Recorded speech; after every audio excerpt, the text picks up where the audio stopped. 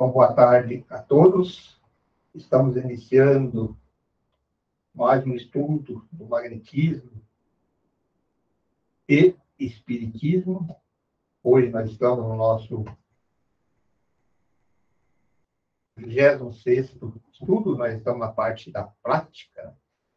Então, nós estamos apresentando nessa fase aqui agora algumas técnicas, alguns casos que foram estudados por outros magnetizadores, sobre alguns tipos de doenças, alguns para vocês terem conhecimento, mas sempre isso é para vocês terem noção, né? Nós fizemos no passado, sobre aquela questão de você ter noção quando vocês prepararem algum tipo de caso, vocês saberem com ponto de partida. Eu percebi assim, a gente sempre tem falado muito sobre essas questões desde o nosso início do estudo, e eu vejo o magnetismo assim. O importante do magnetismo é nós conhecermos os princípios. Se nós conhecemos os princípios, aí tudo que é falado, que é colocado, fica fácil, porque você sabe como que é a gente. Então, eu até vi assim, é até interessante isso, que eu vi assim algumas pessoas, quando a gente colocou as técnicas, por exemplo, de harmonização, e falando com essa harmonização, aí as pessoas às vezes escrevem aquela sequência, ficam preocupadas. No começo é até importante isso, para a pessoa entender um método, mas que é mais importante do que entender isso aí, essa sequência, que a sequência você pode até oscilar um pouquinho para lá, de acordo com o magnetizador, é você entender o princípio das coisas. Que às vezes a pessoa fica preocupada tanto em fazer um movimento, esquece do princípio. Então, quando nós falamos lá do princípio, que é o eixo, que a pessoa até sai e fala, tá, fica preocupado, que é isso aqui depois, e esquece de aplicar o princípio que está falando. Quando nós estamos falando o quê? É o centro, de saber a posição do centro de força. Isso é importantíssimo, o magnetizador saber onde está o centro de força, saber os eixos, você tem que aplicar no eixo, a distância, você não pode fazer assim, aquela questão, lembra que eu falo logo no começo do estudo, de Palmar, digital, entender isso.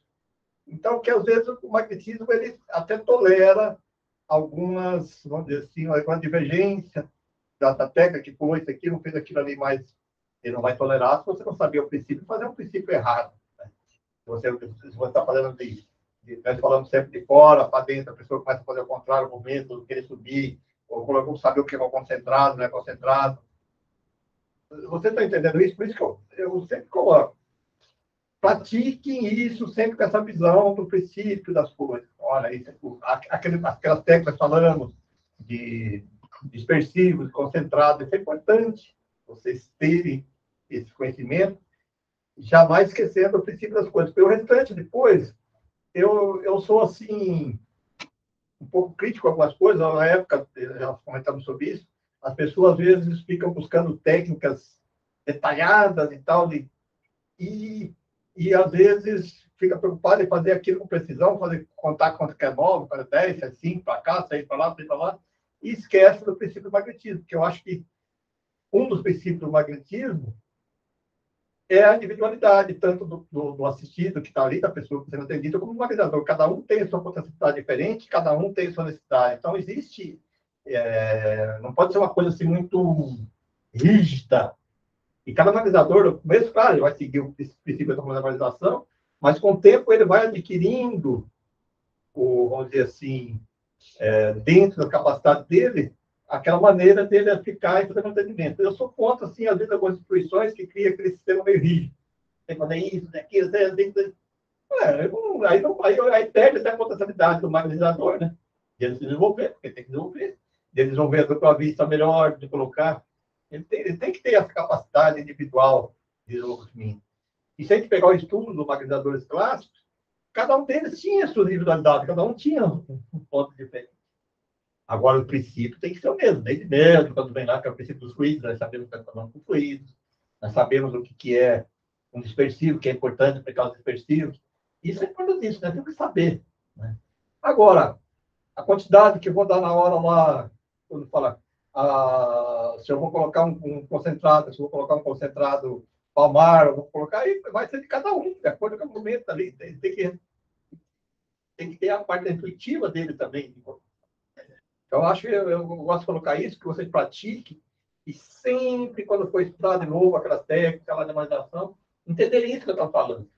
Quando estão falando, olha, quando está fazendo aquilo, tem que ter uma linha, não pode ser uma coisa torta, tem que ser uma linha, respeitar o eixo do centro de forças, respeitar a distância, calmante, ativante. Isso é importante saber, para não ficar uma coisa assim muito fora de princípios normais. E daí, senão, se não tem aquele princípio do magnetismo e do espiritismo, aí ele acaba perdendo, cada um acaba, né, totalmente de fora. Por que eu falo isso? Que às vezes, até já comentou, algumas pessoas comentam, e alguns de vocês podem ter a oportunidade, depois do dia que vão fazer um estágio, que junto com nós vai acompanhar, você vai ver um agregador nosso de uma maneira e vai ver um outro um pouco diferente. Mas se vocês perceberem essa questão do princípio, você vai perceber que jamais eles fogem do princípio. Eu sei que tem muitas pessoas aqui que já tomaram passo com outras pessoas e vai entender que fala, poxa, você é um, né? Um faz um pouquinho diferente, mas jamais perde esse princípio que eu estou falando para vocês. Ah, mas eu esqueci, mas ele não fez isso, fez aquilo. É a questão dele, mas ele não sai fora do princípio básico do magnetismo. Vocês entenderam isso, gente? Então é isso que eu quero que vocês voltem lá no começo do estudo. O que é um calmante, o que é um ativante, o centro de força, a posição, o chakra, isso é importantíssimo vocês saberem. Porque senão vocês ficam que nem o aluno da faculdade que decora a fórmula, só decora certinho aqui, e aí um dia pega um negócio diferente e não sabe fazer, porque não entendeu como é que funcionava as coisas. Você entendeu? Tira que só guarda, fica aquela, grava ali, não sei o que e tal. Aí um dia percebe. Aí eu tinha uma professora de matemática que eu aprendi muito com ela por causa disso, que ela desmembrava para mim, para entender a lógica da coisa que funcionava. Então, quando desmembrava, você gravava aqui, você jamais esquecia aquilo. Quando a pessoa vai decorar a tabuada, você só decora a tabuada, mas não sabe como é que são as coisas, você fica um decoreba.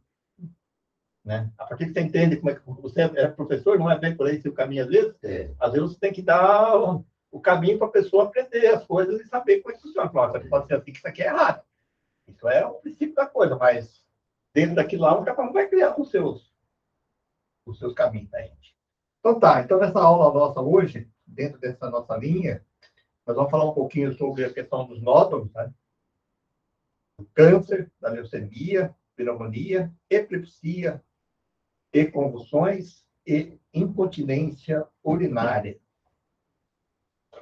Então, nódulos, porque na parte de anatomia foi falado já naquela época, já falamos já um pouquinho isso aí, até a doutora Sônia, que ela pode explicar melhor sobre isso, né?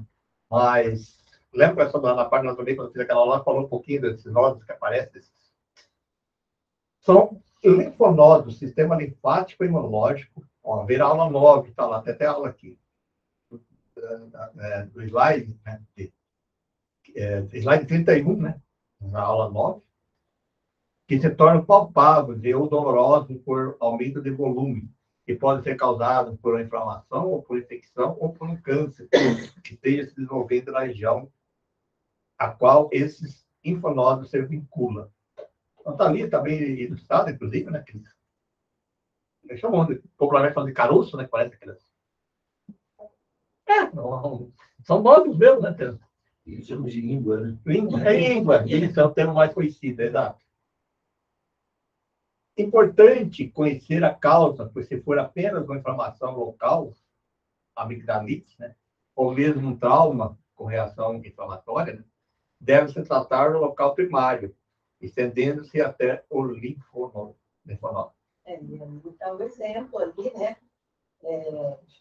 Porque pode ser, então, diz ali, o nódulo também pode ser um tumor benigno, às vezes não é, né? Se palpa, tem aquele formato, mas às vezes não é um linfonodo, às vezes é um tumor benigno, né? A diferenciar do câncer, né? Então, normalmente, esses nódulos, eles são móveis, né? Essas línguas, quando você afasta para um lado do outro, a gente vê que ela não está aderida ao plano profundo, não está móvel, né? E o tumor benigno também, geralmente, é assim. Quando está aderido ao plano profundo, você vê aquela tumoração dele, né? Aquele nódulo, e tentar remover ele está cuidado assim mesmo, existe uma chance maior de ser maligno, né? Mas, então, só para diferenciar, né? Que pode ser uma coisa ou outra, né? Um tumor benigno ou um linfonodo, né? E que ia falar ali, então, inclusive, às vezes, a gente sabe quando você força muito a perna, no tempo que a gente fazia educação física, né? Agora não faço mais academia, essas coisas. No tempo que você fazia educação física, às vezes forçava tanto que a musculatura, né, ficava dolorida, que ficava uma língua, não dá assim? Porque é uma reação inflamatória. Então, ali não tem infecção nenhuma, é só uma inflamação. De algum lugar. Pois é, você, digamos, você forçou a perna, Eu tive isso. O problema do ouvido causou um problema aqui. exatamente. Causa do Porque ouvido. essa região toda é drenada, a linfa daquela região, daí a parte imunológica é gerenciada por esse linfonóide, porque a gente vê que é uma rede, né? Então, ali, os linfonódios que ficam mais próximos são os que reagem, né? Então, se é uma infecção, por exemplo, ali já se produzem células para a defesa, né? Então, ele aumenta porque começa a trabalhar bastante. Mas se é só uma inflamação, ele também vai reagir, né? É um mecanismo de defesa, né? Um traumatismo, é uma extensão muscular, né? Qualquer coisa assim pode dar uma íngua. Até quando nós estudamos lá aquela paranomia, a gente sabe que isso aí é um mecanismo de defesa.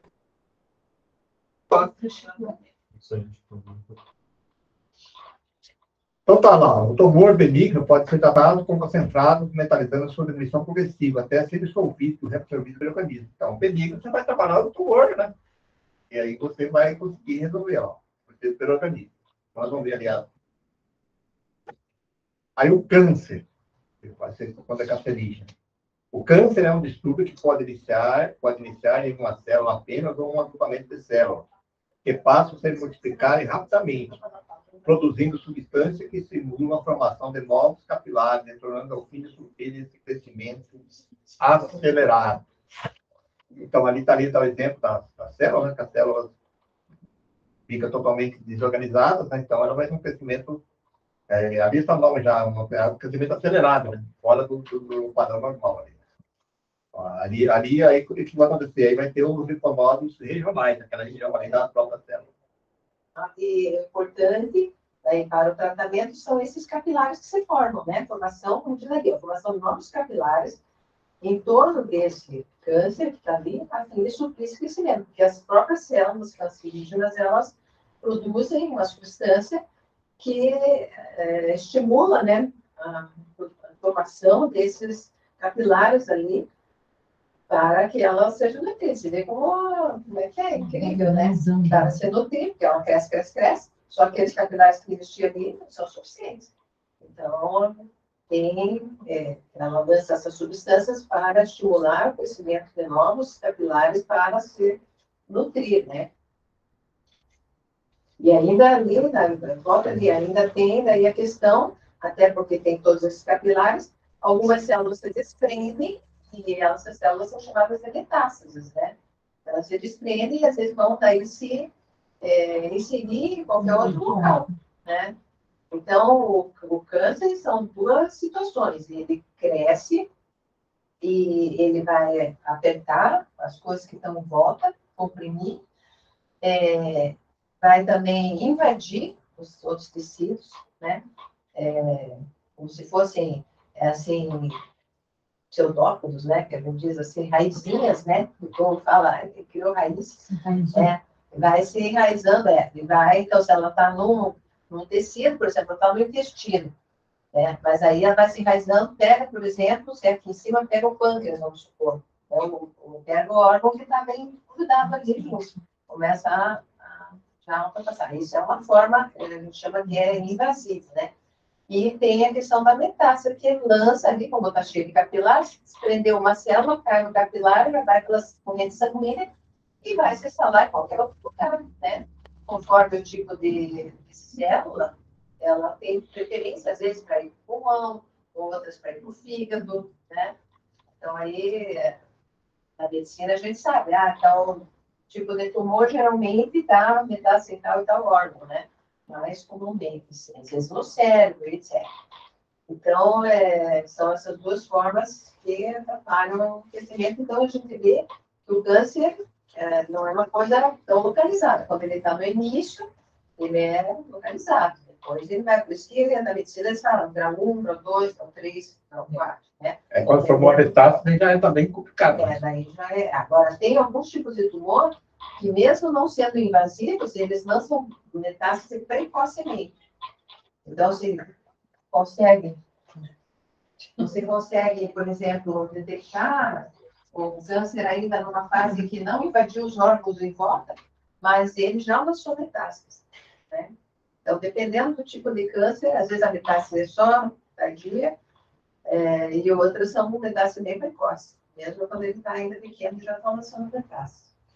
Vamos lá. Dificilmente se sabe se o câncer já enviou metástase. Portanto, além dos procedimentos de encapsulamento e cauterização, aula 19, a conexão entre os centros vitais são de relevante importância.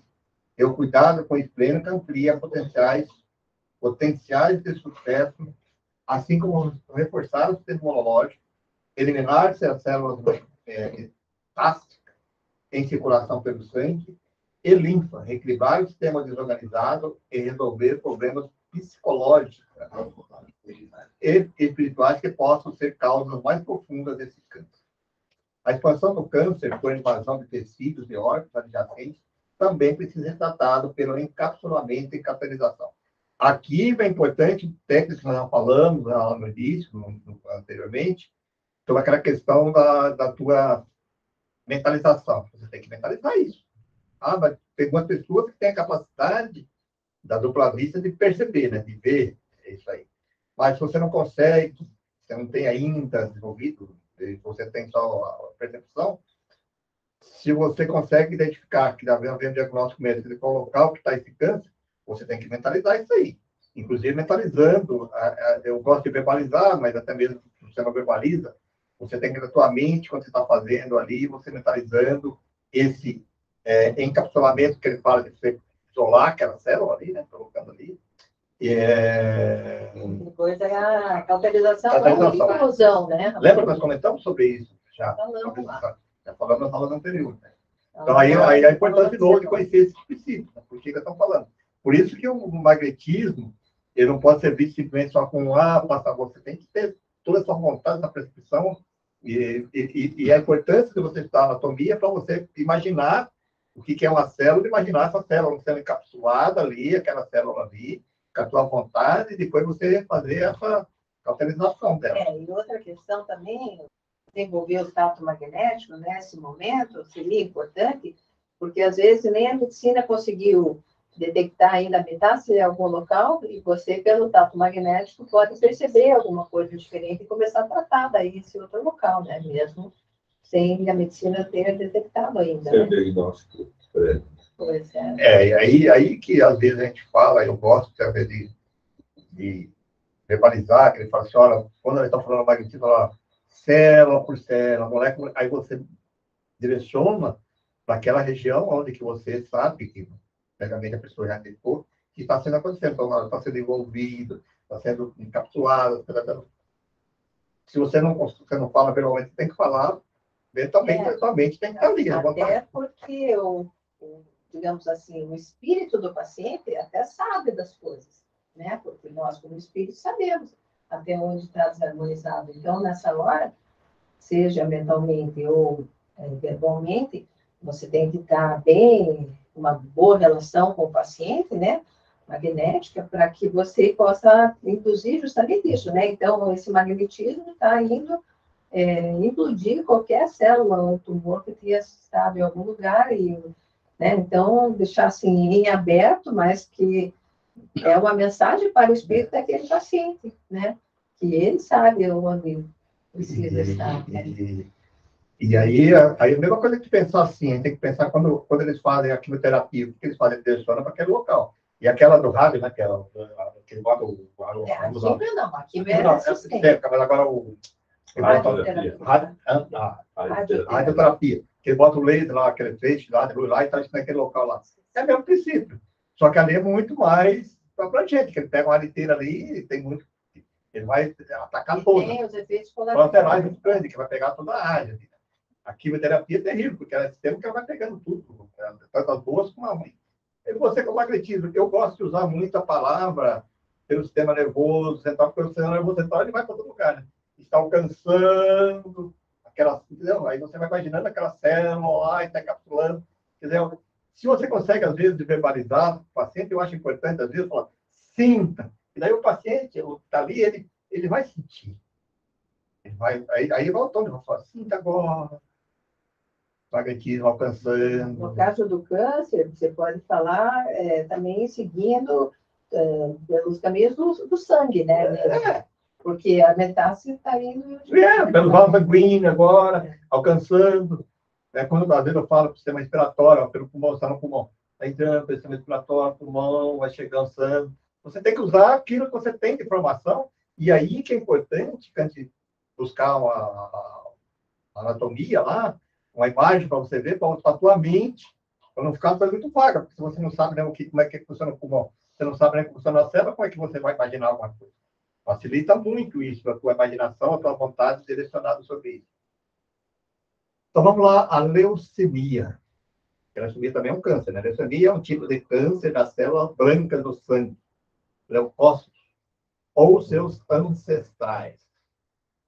Mielócitos, beta-mielócitos, blastos, etc. Produzida principalmente na crista ilíaca. Ilíaca, né? Ver aula 8-9. Osso externo e baixo. Aqui, externo. Embaixo. Esses locais devem ser bem concentrados, mentalizando, destruir as células desequilibradas. Olha aí, ó.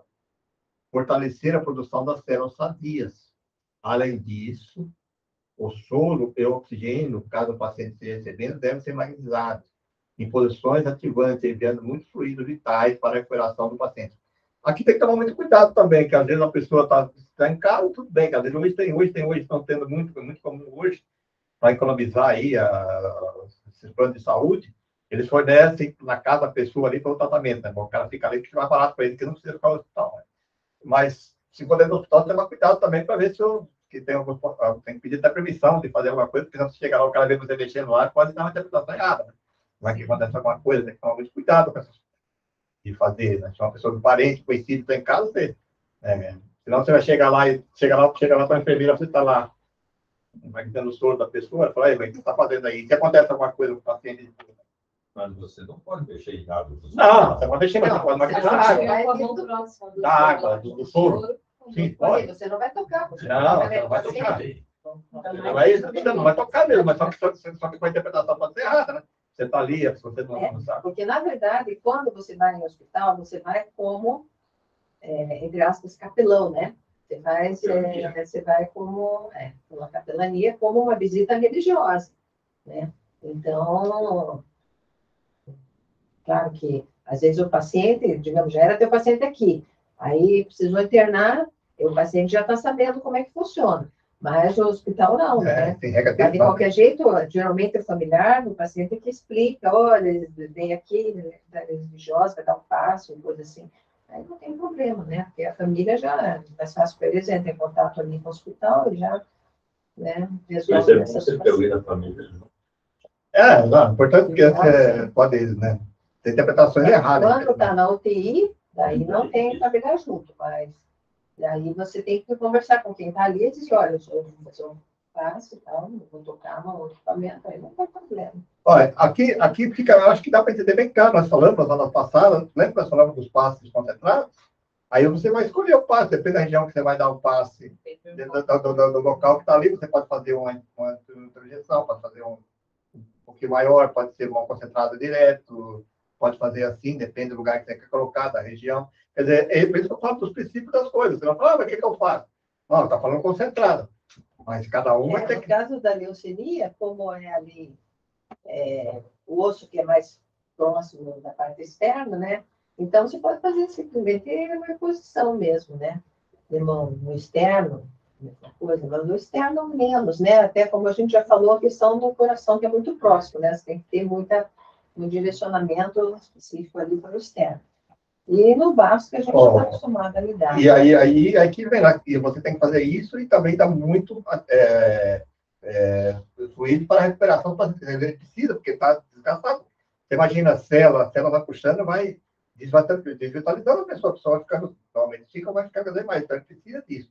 Você tem que atacar tanto o local ali que está ali, né? Aquele falecemia, mas o câncer mesmo princípio, você está atuando ali e também você tem que tratar do paciente como um todo, né? Recuperar ele como um todo, até a parte, quando nós falamos do OH lá, que faz aquela parte toda que tem que fazer a harmonização dele, para as questões emocionais são afetadas, os centros de força estão desarmonizados, né?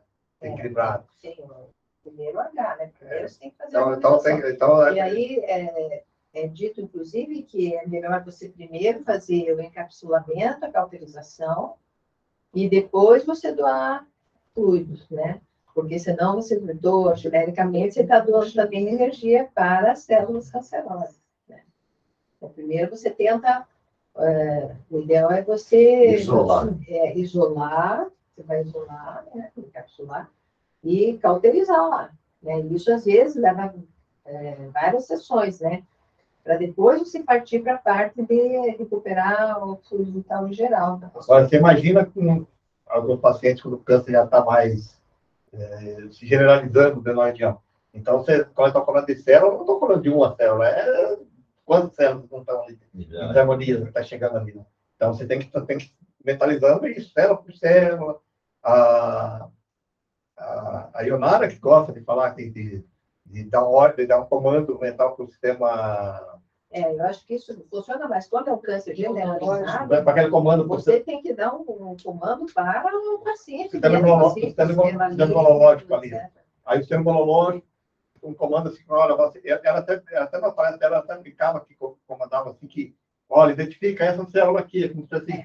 Justamente por causa treinava o sistema imunológico e identificava, porque o sistema imunológico não identifica a célula. Ele não atua porque ele não identifica, né? Ele não consegue identificar para atuar. E aí identificar porque é essa daqui que tem que potencializar o sistema imunológico. Se você não tem sistema imunológico... É justamente para evitar essa questão de jogar fluido e ser absorvido pelas células cancerosas. E isso é muito importante, você falando com o paciente para ele também... Ele tem o comando mental dele para ele se auto-confiar e recuperar, né? Porque nós somos isso aí. Tem que ter, necessita disso, né? A pessoa acreditar muito também. Não se entregar, vamos dizer assim. Pneumonia. Olha lá. Aqui, sempre nós falamos da relação magnética.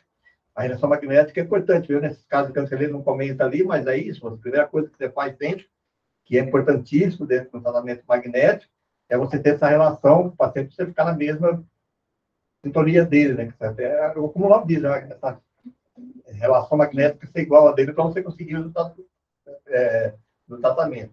O H, que nós falamos lá, que é o H? São harmonizações gerais. Então, você vai ver, assim, às vezes, alguma outra literatura, de outros livros, você vai pegar, nós, no nome da H, falamos dispersivos gerais. Você sabe que está falando desse H nosso, que é dispersivo tanto dos transversais como de toda a pessoa. Porque a pneumonia, o que é? A pneumonia é uma infecção. Então, ali a gente vai agir com concentrado. Olha lá, florações no pulmão. Depois que você fez de casa, você vai no floração. E o pulmão você pode alcançar ele tanto pela frente quanto por trás, né? Eu gosto de trabalhar mais na parte de trás. Né? Tem que ser mais atrás, porque na frente atrás, tem mais tem mais órgãos, tem mais tudo aqui de lateral. Tem que ser por trás. Por trás você consegue ir direto lá, né? É muito mais fácil. Sopro quente na região das costas é que sabe estar afetado. Especialmente se puder usar o raio-x. Porque se você sabe já aqui na parte de cima, né, por exemplo, aí você faz um sopro naquela região ali. Né, para não ter que fazer o sopro inteiro. Né? Então, aí de novo, se a pessoa às vezes não tem o raio-x na hora ali, que às vezes não tem ali o paciente, aí que é importante também você ter esse estado magnético, você identificar mais ou menos, identificar a região que está em mais harmonia. Né? Então, você identifica aí para você atuar. Aí, normal, perpendiculares e água magnetizada. A pergunta que a pessoa fala assim, mas quanto tempo? Eu não gosto muito disso. Eu acho que aí vai cada um. Você tem que saber que tem que sentir, né? Você sentir, agora, depende do paciente, depende da sua capacidade magnética. Você tem que saber que é bastante. Se eu estou falando de câncer, é um desgaste grande pra caramba. Você imagina. Você tem que estar bem concentrado. Olha, você vai tratar um paciente desse aí, você faz aquela questão de encapsulamento, cauterização. Você tomou energia pra caramba. Então, são sessões um pouco mais longas e de grandes desgastes, né? Fluídico para quem está atendendo. Né? Então, o tempo. Às vezes você pode falar assim, olha, eu optei para fazer 15, 20 minutos. Bem, você achou que conseguiu alcançar ali para fazer mais outras vezes, aí eu optei para sentir necessidade aqui, achei que eu tenho que fazer 20 minutos, meia hora. Aí, cada caso é um caso. Né? Até porque você está com essa relação magnética, você sente, né? Uma coisa você sente, né? Como se fosse uma impulsão, dependendo do jeito que cada um sente de uma forma, né? Mas você sente que ainda precisa mais, né? Fazer mais ou não, agora acho que está bom. Aí, de novo, é perpendicular, né? Aí agora depois ele dá essa recomendação, né? Ali, não sei se você frisou, né? Faz o sopro quente e faz os transversais do flanco. Aí faz mais geralmente uns 3 sopros, né? Porque o sopro você vai inspirar bem, vai soltar lentamente, né? O ar. Então, fazer uns 3 por sessão, né? Mas faz um e faz o transversal para dispersar. Faz outro, faz o transversal menor. E depois termina com o perpendicular. E água movimentar. E o perpendicular e água magnetizada final. Quando você vai fazer ali naquela região que você fez, ali nas costas, né? Se o paciente vai com sono, é a mesma questão que nós falamos já antes lá do câncer lá, né? Isso aí é epilepsias e convulsões. Conforme nos ensina Deleuze, em todas as epilepsias, nem todas as epilepsias e convulsões obtêm o mesmo resultado com magnetismo. Porém, olha aqui, olha aqui que eu coloco aqui, porém, os perpendiculares venceram e vencem muitas delas, algumas vezes como técnica única. Isso significa que essas ocorrências estão vinculadas ao refluxo, centros vitais posteriores. Então, aqui ele recomendava esses perpendiculares.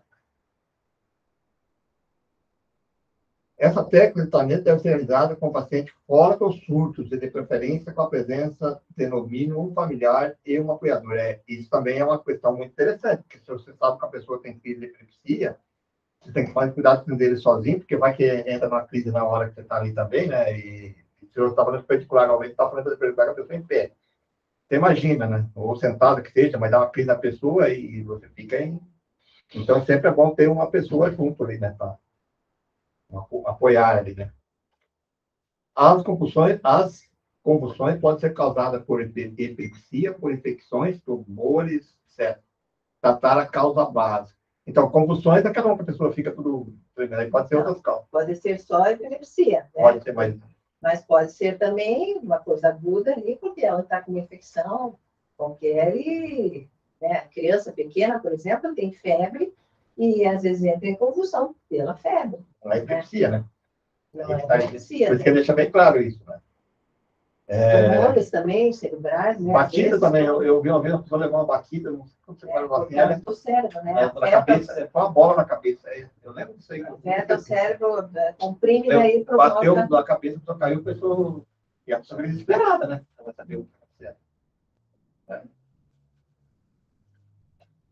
Vamos lá. Então, a técnica aqui, ó, de novo, relação magnética, o H com ênfase nos centros vitais posteriores, coronário e frontal. Né?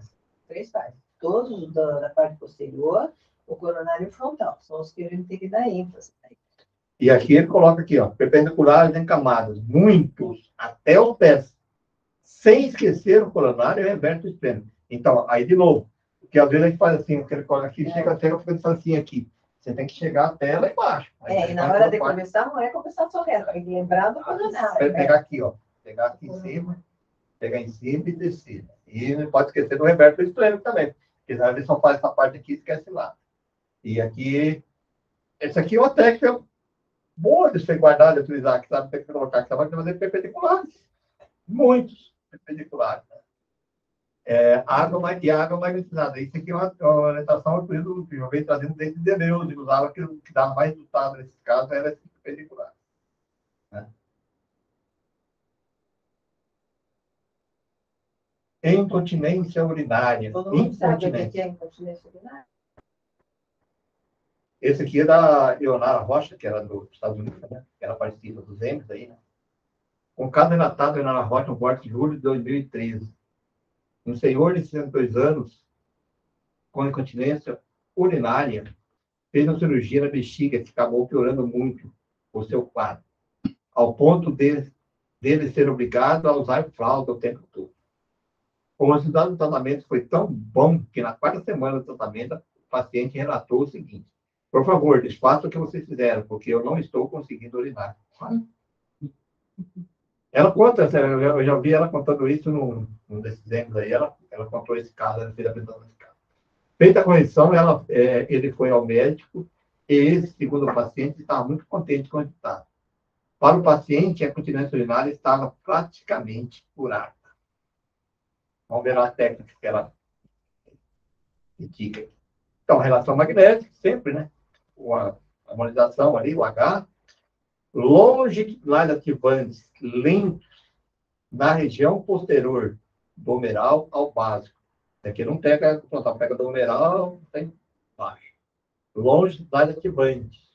Ativante é? Certo. Concentrados ativantes no centro vital lombar. Meio. Lembra que a senhora vai ao reverso do outro lado? Alternando com transversais desse centro vital. Então, você vai lá no meio, você faz primeiro os longitudinais ativantes. Depois você vai no meio, concentra, né? E depois faz transversais dele, bastante. H perpendiculares e água magnetizada. Olha aí, Então, daí quando o paciente reclamou que deve conseguir fazer urinar, e ela fez só um pouco dispersivo, só dispersivo. É bacana. Então, quando eu vejo ela falar que essas questões aqui, às vezes, assim, de continência, eu tenho um caso, assim, que eu comentei a questão de insônia, a gente pega uma técnica de insônia, que a gente pega, eu peguei nesses estudos, que a gente fez assim, eu tive uma paciente que tinha problema não era de insônia, era de... Sono demais. Sono demais. Mas só que daí eu peguei a técnica de insônia, que falava assim, ó, você vai fazer dispersivo na zona calmante, mais longe possível, que dá um resultado para a insônia. Aí eu veio daquela intuição, assim, falei, eu vou começar a trabalhar. Não, mas eu pensei, eu fiz no meu princípio, só que a minha mentalização era outra de colocar. E o resultado foi muito positivo. Tem hora que o pessoal parou de dormir, ficar dormindo, aí caindo. Quer dizer, às vezes você tem que ter essa coisa assim, eu só falei, vamos ver. No primeiro princípio, no dia que eu fiz, aí ele voltou assim e falou, nossa, essa semana piorou. Mas eu continuei. Aí depois, quando foi assim, aí, nossa, resolveu a questão. Mas claro que eu trabalhava também os outros setores, tudo, né? Fazia gerais. Então, quando ele falando aqui, talvez, da incontinência, a única coisa que a gente sabe da referência aqui é o Meng-Mei. E os longitudinais ali na foto. Você trabalha, você faz a vez e observa, sem saber, né? E esse caso aqui, que era uma coisa interessante, que o paciente mesmo falou, ela fala, né? Mas é claro que quando ela estava fazendo aquilo lá, a mentalização dela era fazer isso. Era conter mas de qualquer jeito ela estava fazendo concentrada. Aí quando ele reclamou, ela fez só dispersivo. Sim, pode fazer, né? Fazer dispersivo. O desfazer é sempre dispersivo que você vai fazer, né? Qual é a técnica que você quer? Se você acha que concentrou muito, que o paciente teve uma reação, você vai trabalhar ao contrário. Você vai trabalhar com dispersivo. Bom, gente, era isso que nós tínhamos preparado para hoje. Alguma dúvida de vocês sobre as nossas práticas? Quem conseguiu treinar essa bomba em casa? Ninguém. Eita. Foi nem um pouquinho de manhã. Enquanto escutava a aula passada. Não, gente, olha, é importante vocês saberem. Vamos fazer o treino? Alguns ficam aqui, outros vão lá para baixo. Tabuleiro. 1, 2, 3, 4, 5, 6, 7, 8. Dá para fazer 4. Quer dizer, dois pares aqui e 2 pares lá embaixo. O treinamento está sendo só com H até agora? Dá para fazer o H e depois fazemos a impressão TDM, né? Veja bem, por que nós estamos falando só H? Porque realmente nós estamos fazendo treinamento aqui, não tem uma pessoa com doença. Se tiver uma pessoa com doença, você pode sentir o tato magnético. Sabendo fazer o H e o TDM, O resto é só olhar lá. Porque daí vai ser a coisa específica do caso está atendendo. Não veio na semana passada, eu perdi. Ah, sim, né? Então, hoje vamos fazer, cada dupla vai fazer o H e depois vai fazer o TDM, né? Termina o H, termina o H. Agora fazer o TDM. TDM. É, vamos fazer Eu isso. vou parar aqui. Esses dois você tem que saber que é o dia. Porque